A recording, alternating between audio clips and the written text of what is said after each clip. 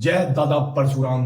दोस्तों, आज मैं महान ब्राह्मण समाज के बारे में बात करने आ गया हूं। ब्राह्मण विरोधी यूं कहते हैं कि ब्राह्मणों का कोई इतिहास नहीं है और ब्राह्मणों ने कोई योगदान नहीं दिए। लेकिन मैं उनसे यह कह देना चाहता हूं कि ब्राह्मणों का इतना बड़ा इतिहास है कि एक ग्रंथ लिखा जा सकता है। इस पे इतना बड़ा इतिहास है। ब्राह्मण विरोधी ब्राह्मणों पे ये आरोप लगाते हैं कि ब्राह्मण जातिवाद फैलाता है, लेकिन एक ब्राह्मण चाणक्य पंडित जैसा भी था जिसने अगर वह चाहते तो खुद राजगद्दी पे बैठ सकते थे, लेकिन उन्होंने अपनी चाणक्य नीतियों से एक निर्धन बालक को सिंहासन पर बैठाया जिसका नाम चंद्रगुप्त मौर्य था। जब भी सनातन पे खतरा मंडराया है, ब्राह्मण सबसे पहले बचाव के लिए आगे आया। जैसे आदि शंकराचार्य जी, जो कि शिव जी का अवतार माने जाते थे, उन्होंने 4 मठों की स्थापना करी। वो 4 मठ जो आज भी सनातन की रक्षा भारतवर्ष में कर रहे हैं।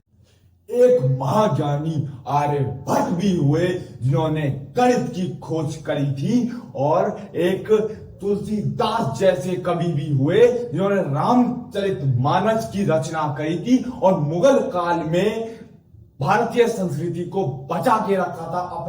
एक वीर बंदा बहादुर जैसे भी योद्धा हुए जो कि ब्राह्मण कुल में पैदा हुए थे, लेकिन वे गुरु गोविंद सिंह जी की विचारधारा से इतने प्रभावित हुए कि उन्होंने खालसा सेना ज्वाइन करी और खालसा सेना के वे जनरल बने और जनरल बन के मुगलों को धूल चटा दी। और एक वीर बाजीराव पेशवा भी हुए थे जो कि एक मराठा ब्राह्मण थे और उन्होंने अपनी जिंदगी में 42 युद्ध लड़े, 42 से ज्यादा युद्ध लड़े, और वह उन युद्धों में एक युद्ध में नहीं हारे और हिंदुत्व का परचम उन्होंने लहराए रखा। चमक उठी सन 57 में वह तलवार पुरानी थी, बुंदेले के हर बोलों से हमने सुनी कहानी थी, खूब लड़ी मर्दानी थी, वह जाति वाली रानी थी।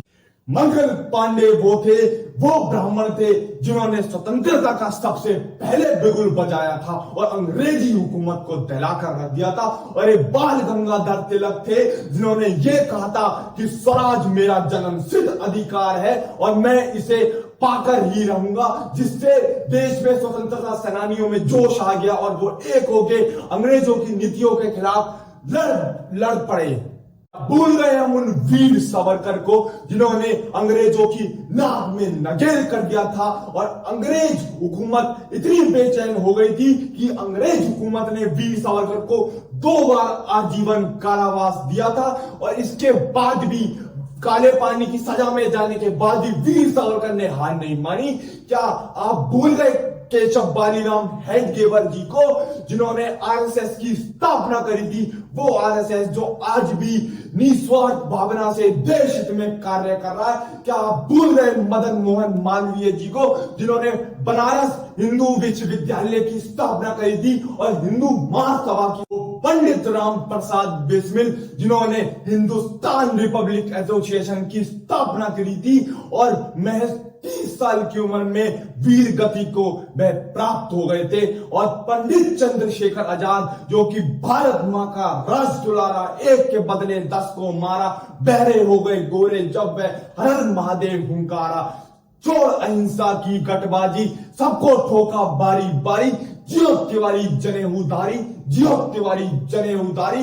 क्या हम भूल गए पंडित श्यामा प्रसाद मुखर्जी को जिन्होंने भारतीय जनसंघ की स्थापना करी थी? वो भारतीय जनसंघ जो आज भारतीय जनता पार्टी के नाम से जाना जाता है, और वो ही पहले शख्स थे जिन्होंने धारा 370 को हटाने की मांग करी थी।